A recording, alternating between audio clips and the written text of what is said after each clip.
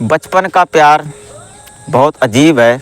इसको शायद भुला पाना मुमकिन नहीं होता है, क्योंकि जो बच्चे, एक लड़की और एक लड़का स्कूल जाते हैं और स्कूल का जो प्यार होता है उसमें प्यार होता है, क्योंकि वो जानते नहीं होते हैं, समझते नहीं होते हैं कि प्यार क्या चीज़ होती है। पहले बचपना में वो खेल खेलते हैं और खेलते खेलते धीरे धीरे जब क्लास बढ़ती है और फिर उनकी उम्र बढ़ती है और उम्र के साथ साथ जब शरीर में हार्मोन्स बनते हैं, फिर वही खेल धीरे धीरे प्यार में कन्वर्ट हो जाता है और फिर वो प्यार का रूप ले लेता है। और इस प्यार में जो बच्चे छोटे से और जब बड़े हो जाते हैं, वो प्यार ऐसा प्यार होता है कि शायद भुला पाना नामुमकिन हो जाता है।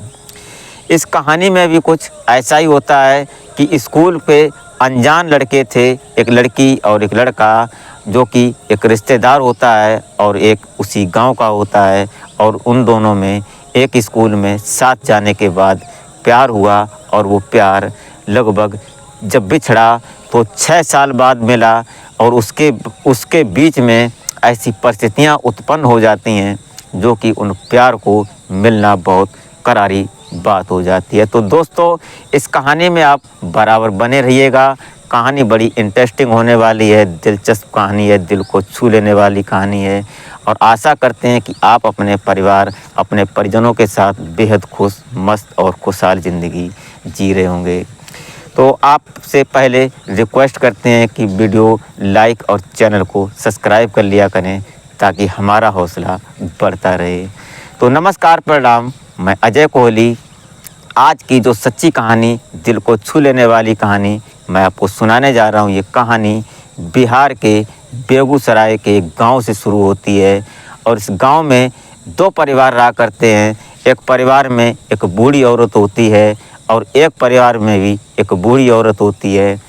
एक परिवार में जो बूढ़ी औरत थी, उनकी एक बेटी थी, और उन्होंने उस बेटी की शादी कर दी थी। और जो उनकी शादी हुई थी, वो जो लड़का था वो मुंबई में अपना कुछ बिजनेस करते थे।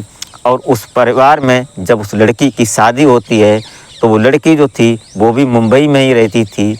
उस लड़की से उसकी 3 बच्चियां होती हैं, और 3 बेटियां जब होती हैं तो 3 बेटियों में 2 बेटियां बड़ी थीं और एक छोटी थी। उनका परिवार उधर चल रहा था। वो विधवा महिला थी, विधवा बूढ़ी माँ थी, और उन्हीं के जैसी एक महिला और थी जो कि वो इसी गांव में रह रही थी। उनके पास खाने पीने की और वैसी आर्थिक स्थिति बहुत कमज़ोर थी। उनका एक बेटा था, उस बेटे का नाम बसंत था। अब यह जो लड़की जो पहले वाले की थी, वो अपने मुंबई में रह रही थी, और उसकी शादी हो चुकी थी, 3 लड़कियां भी थीं। और जो इधर ये जो लड़का होता है, जो बसंत, ये अपने छोटा था, अभी धीरे धीरे स्कूल जा रहा था, लेकिन उसका पढ़ाई में बहुत अच्छी तरह से मन लगता था और पढ़ाई में बहुत अच्छा था वो। इसलिए उसकी माँ हर संभव कोशिश करती है कि बसंत को अच्छे से अच्छी शिक्षा दिलवाने की कोशिश करती है। सरकारी स्कूल छोड़कर उसको प्राइवेट में एडमिशन दिलवाते हैं, और एडमिशन दिलाने के लिए उसने अपना खेत तक भी गिरवी में रख दिया, और उसको इंग्लिश मीडियम में पढ़ाने की कोशिश करती है और पढ़ाती भी है। लड़का इतना इंटेलिजेंट था, बसंत जो था उसको सिर्फ़ और सिर्फ स्कूल और शिक्षा, पढ़ाई, सिर्फ इसी बात पर ही उसका फोकस था। उसके अलावा उसको कुछ नहीं समझ थी, कुछ नहीं वो जानता था। धीरे धीरे वक्त का पहिया आगे चलता है और वो पहुंच जाता है कक्षा 7 में। और जब कक्षा 7 में पहुंच जाता है, तो एक दिन अचानक जो इनकी जो एक पड़ोसन थी, जो बूढ़ी औरत थी, उनकी हालत बिगड़ती है ज़्यादा।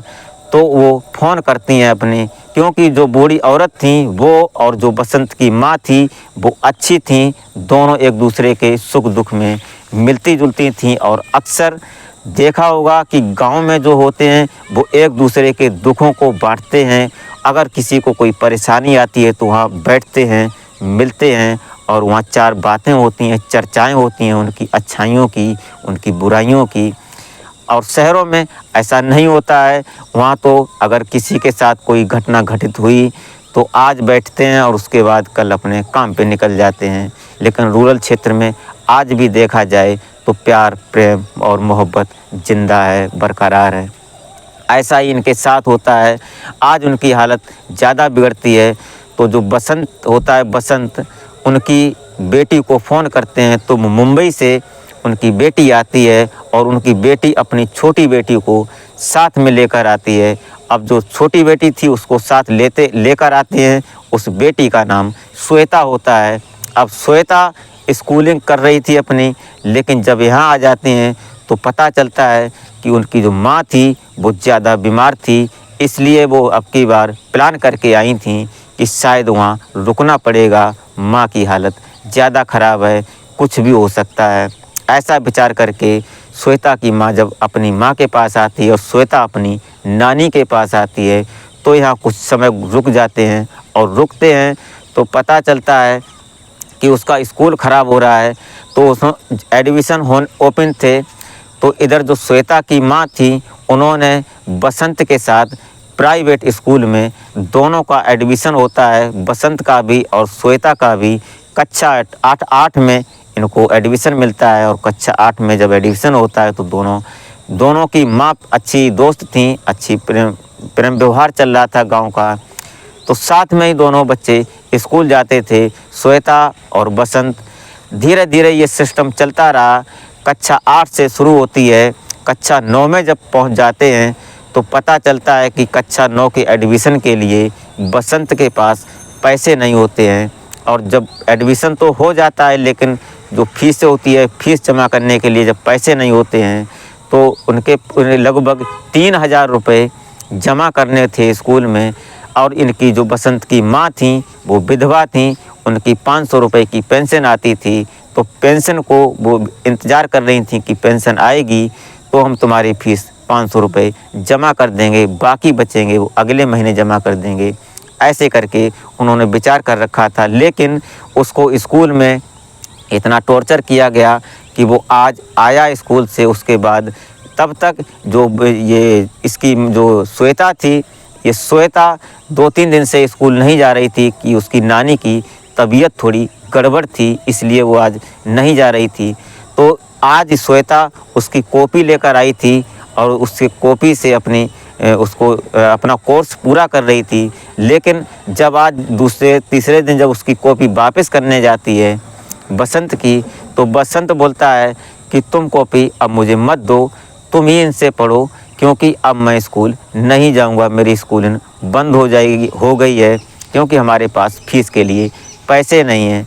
ये सुनकर श्वेता कहीं ना कहीं अपने आप में थोड़ा कष्ट महसूस करने लगती है, दुख महसूस करने लगती है, क्योंकि एक दोस्त के ऊपर अगर कोई परेशानी आती है तो दोस्त को दुख होता है, दर्द होता है। ये सोचकर श्वेता बोलती है कि कोई बात नहीं, तुम कॉपी ले लो अपनी, कल स्कूल चलना, तब देखते हैं। श्वेता अपने घर आती है और विचार करती है कि कहाँ से पैसे लाएं, कैसे करें।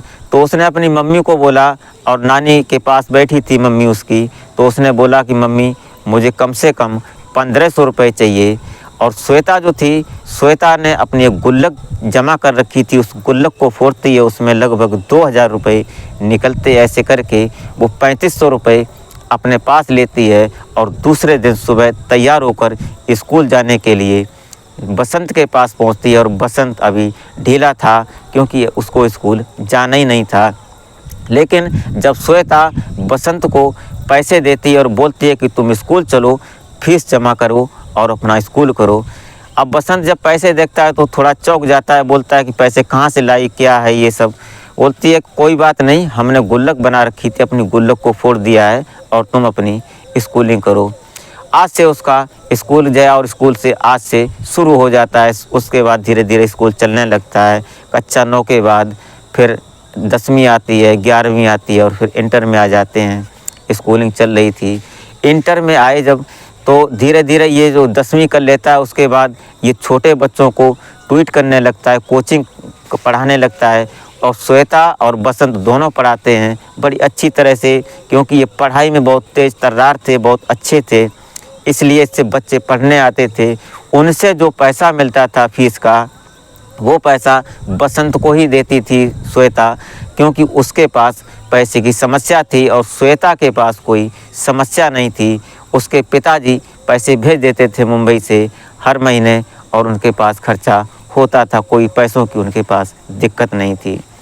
चलता रहा। जब 12वीं में आते हैं वो लोग दोनों बच्चे, उसके बाद एक दिन कॉलेज में एक लड़का जो श्वेता होती है वो धीरे धीरे उसकी जवानी पर निखार आ रहा था, उम्र बढ़ रही थी, लगभग 17-18 साल 19 साल के हो चले थे।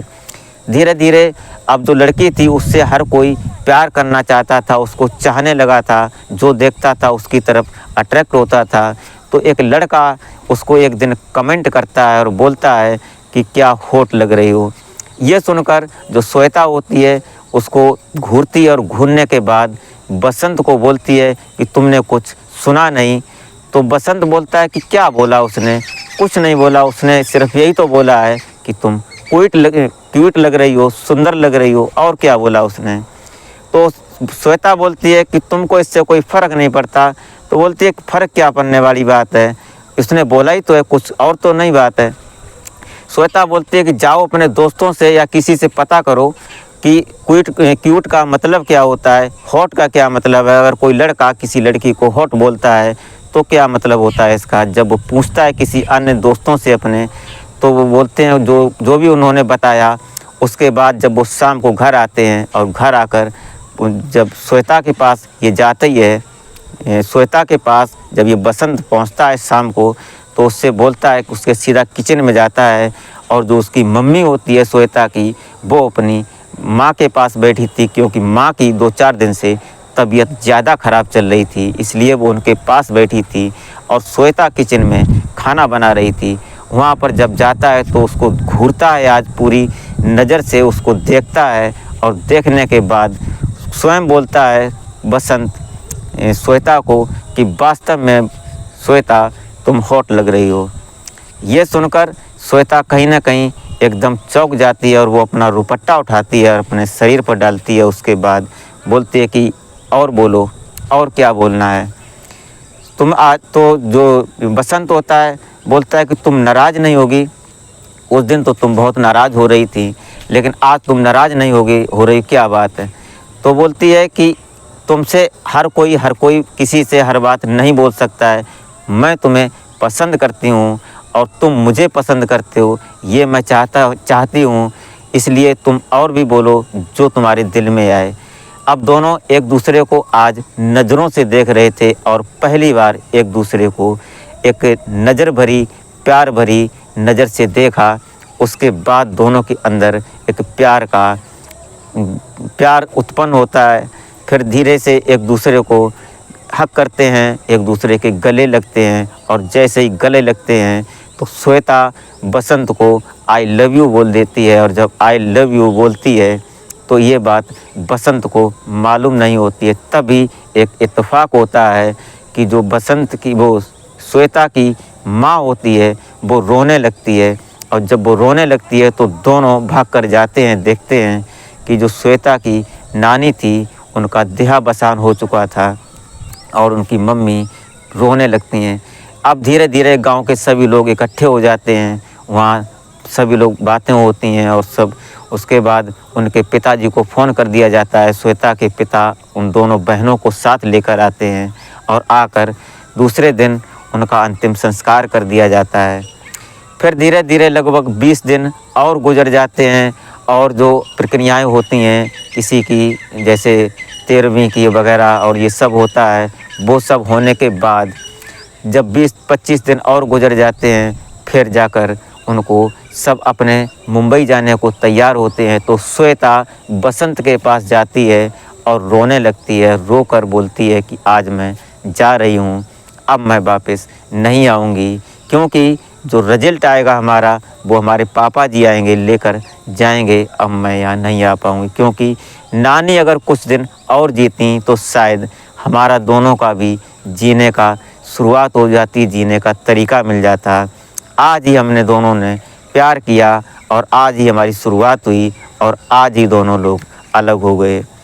क्या करें, नानी ने भी कुछ सोचा नहीं और नानी आज ही हमारे प्यार के बाद चली गई। ऐसी दोनों बातें करते हैं। उसके बाद श्वेता अपने पिताजी के साथ, मम्मी और बहनों के साथ मुंबई चले जाते हैं और मुंबई जाने के बाद फिर लगभग कई साल गुजर जाते हैं। 1 साल तक तो उनका संपर्क रहता है और संपर्क के बाद फिर धीरे धीरे बहुत दिन गुजर जाते हैं कि एक दूसरे से किसी का संपर्क नहीं हो पाता है। और जब संपर्क नहीं होता है तो ये इधर जो होता है बसंत, इसकी माँ को कैंसर हो जाता है। इसकी माँ के पीछे बसंत ने जो खेत था वो कुछ बेच दिया और कुछ गिरवी रख दिया। मजबूरी थी, परेशानी थी। तो उसको इसका दोस्त कोई मुंबई में काम करता था, शटरिंग का, मकान पे बिल्डिंग का काम करता था। इससे उसका संपर्क होता है तो बोलता है कि बसंत आ जाओ इधर। इसने बीएससी की शुरुआत की थी, दूसरी साल थी, बीएससी फाइनल भी नहीं हुआ था। घर की मजबूरियों के कारण, अपनी माँ की बीमारी के कारण बसंत मुंबई चला जाता है। वहाँ लगभग 10-15 दिन हो जाते हैं और जब वो चौराहे पर खड़ा था तो उधर से एक गाड़ी आती है गोरेगांव बस स्टैंड पर।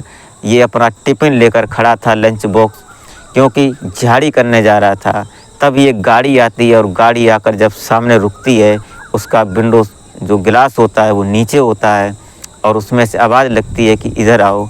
तो जब ये बसंत उस गाड़ी की तरफ जाता है, उसमें देखता है कि श्वेता बैठी हुई है और श्वेता को देखकर बसंत दहाड़े मारकर रोने लगता है। उसको बहुत पुरानी बातें याद कर कर वो रोने लगता है। श्वेता भी खिड़की खोलती है अपनी गाड़ी की, 4 पहिया की गाड़ी थी, और उधर से वो निकलकर बसंत से जब मिलती है तो दोनों एक दूसरे को देखकर रोने लगते हैं। बस स्टैंड की बात थी। रोने के बाद श्वेता बोलती है कि गाड़ी में बैठो। उसको गाड़ी में बैठाते हैं और गाड़ी में बैठाने के बाद अपनी गाड़ी चलाने लगती है। और गाड़ी जब घर पहुंचती है, घर जाकर जब बसंत देखता है कि उसकी मम्मी नहीं है तो वो बोलती है कि तब से बहुत समय बदल गया। दोनों बातें करते हैं, अपनी अपनी आप बीती सुनाते हैं। श्वेता बताती है कि बहुत समय गुजर गया।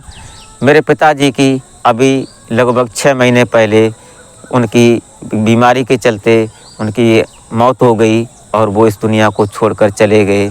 और जो हमारी दोनों बहनें हैं उनकी शादी हो गई। और माँ है वो हमारी छोटी बहन के पास, अभी यहीं पास में ही घर है, वो वहाँ चली जाती हैं। सब सही चल रहा है। लेकिन पिताजी का जो बिजनेस है वो अब मैं ही संभाल रही हूँ, मैं ही देखभाल कर रही हूँ उसकी। ये सब बातें होती हैं। उसके बाद जब दोनों मिल जाते हैं तो श्वेता बोलती है क्या तुम्हें हमारी याद नहीं आई। बसंत बोलता है कि हर दिन याद आई तुम्हारी, लेकिन कर भी क्या सकते थे। हम सोच रहे थे कि तुम्हारी शादी हो गई, बच्चे होंगे, तुम अब मुझे भूल गई होगी, क्योंकि तुम्हारा बड़ा घराना और हम एक गरीब घर के। ऐसी बातें दोनों में होती हैं। तो श्वेता झल्ला कर बोलती है कि तुमने सिर्फ इतना ही सोच पाया, तुमने ये नहीं देखा कि हमने तुमसे प्यार किया था और तुम्हारे बिना जीना हमारे लिए कितना दूभर लग रहा था। दोनों में ऐसी बातें होती रहीं, अपनी अपनी बातें बताई दोनों ने। बताने के बाद सिस्टम आगे बढ़ा। जो श्वेता होती है बोलती है कि अब तुम कहीं नहीं जाओगे, अपनी माँ की खबर लेते रहो, तुम हमारे साथ रहोगे, हमारे काम में साथ दोगे। उसके बाद माँ जब आती है उनकी तो माँ को वो सारी बात बताती है कि माँ मैं बसंत से शादी करूँगी। और दोनों ने मिलकर शादी रचा ली और आज 2024 में उनकी बड़ी खुशहाल ज़िंदगी चल रही है। बड़ी हंसी खुशी से ज़िंदगी को आगे बढ़ा रहे हैं। श्वेता अपने पिता के बिजनेस को और बसंत अपने ससुर जी के बिजनेस को बड़ी अच्छी तरह से आगे बढ़ा रहे हैं, क्योंकि उसको घर नहीं जाना होता था। श्वेता के जो पिता थे अकेले दामाद थे अपनी माँ के ससुराल से, तो जो प्रॉपर्टी थी उनकी माँ की वो बेचकर सीधा मुंबई चले गए थे। इसलिए वो दोबारा उस गांव में फिर कभी नहीं जा पाए। तो दोस्तों ये रही घटना।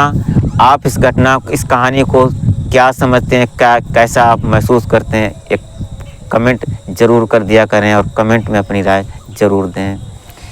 तो मिलते हैं फिर नेक्स्ट वीडियो में, तब तक के लिए जय हिंद।